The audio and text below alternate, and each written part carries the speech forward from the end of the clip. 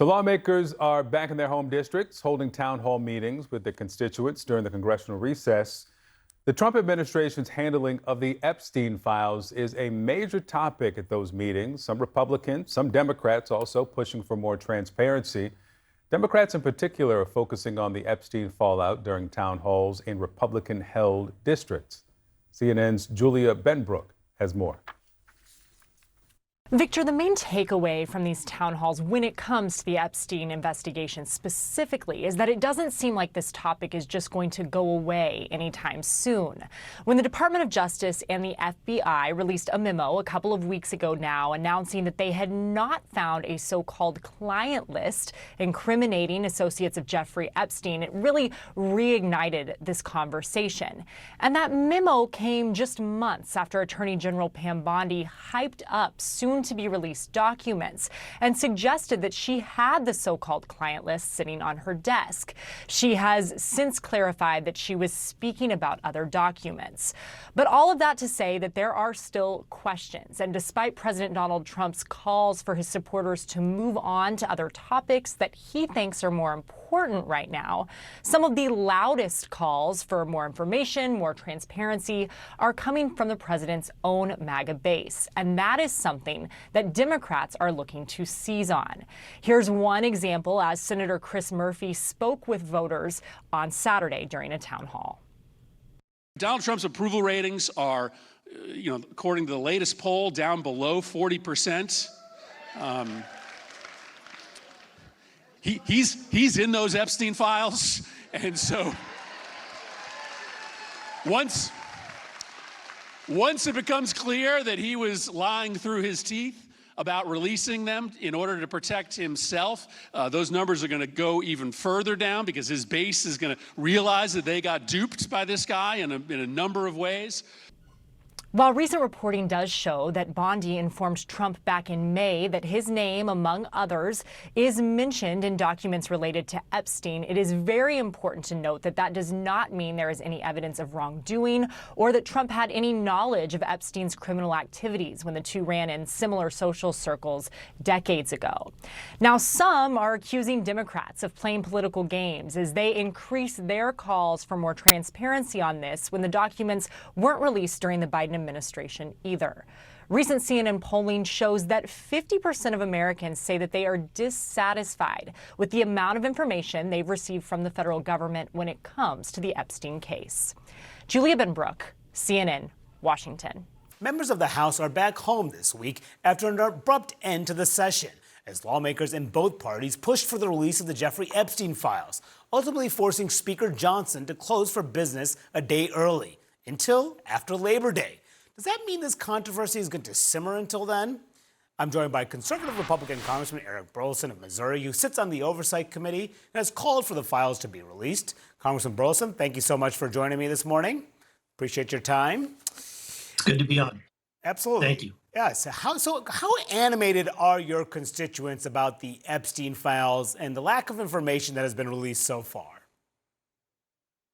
Yeah, I think it comes mostly from a concern that government might be keeping secrets from them, that the intel community might have some kind of intelligence on government officials, whether it's our intel community or a foreign intel community. All of these are questions that people have in mind, and so we are definitely getting phone calls. People are interested in knowing the facts. They don't want us to drop the investigation. You told me last week about 500 to 1 were the amount of calls that are coming in. Is that still the case? And how much of it is driven by the concern that, the voters were promised repeatedly that this information would be released by this administration?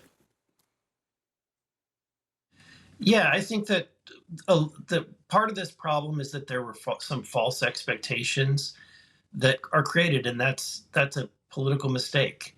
I think that saying that you're going to be able to deliver when you haven't even looked at all of the files and what's available was probably a misstep. And so I think that is one of the things that they're playing, that they're having to deal with. The other thing is they're having to deal with the fact that it's really difficult or almost impossible to disprove a negative. Or in the case of a conspiracy, it's almost impossible to disprove a conspiracy unless you have 100% of all the facts and unfortunately, that's the situation that we're in. So, but I think that you only fan the flames of conspiracy if you don't demonstrate that you're trying to get the information released. We know from reporting, Congressman, that the Justice Department briefed Trump in May that his name was in the Epstein files. That's not to suggest Trump did anything wrong other than having a past relationship with Epstein. But do you worry that it may appear to some that this information is not being released because Trump is mentioned in the files? Yeah, to me, knowing Trump, I would be really shocked if there was any kind of nefarious. I think that knowing this dynamic and being in the political world, what you see is that you're encountering thousands, if not thousands, of people every day. You have to, in order to create these social networks. It doesn't mean that you participate or even know, and certainly people that encounter elected leaders, they want to be close, but they don't. Nobody like airs their dirty laundry to elected leaders unless they get extremely close, I'm sure. And so to me, that's part of this dynamic. I'm certain that Trump, it was connected through social, and we've seen the photos. They were both high in New York scenes, and so they're going to know each other and be around each other. The question is, did Trump go to Epstein's Island? Was he one of the individuals that that Maxwell tried to get a girl to sleep with? He says that's not the case. I believe him. But at the end of the day, I think the American people want to know who did go to Epstein Island and who Ghislaine Maxwell did set up arrangements with. And Congressman, your committee, the Oversight Committee, now is planning to issue a subpoena for these files. And also 2 Democrats on your committee, Robert Garcia and Ro Khanna, now want the Epstein estate to turn over the birthday book from his 50th birthday, where Trump and dozens of others were listed as contributors. Would you like to see that book, the birthday book, in the name of transparency? I haven't heard about the birthday book. I don't know that if that has any kind of bearing on as evidence on who was being arranged to have sexual encounters with girls. I'm more concerned. That's what I'm actually concerned with, is trying to, instead of finding out who he went to a party with or a birthday party with, I care more about who actually went to the island and who was arranged to sleep with a minor. So it sounds like they want a subpoena, the Democrats do, for that book. It sounds like you probably wouldn't support that. Is that right?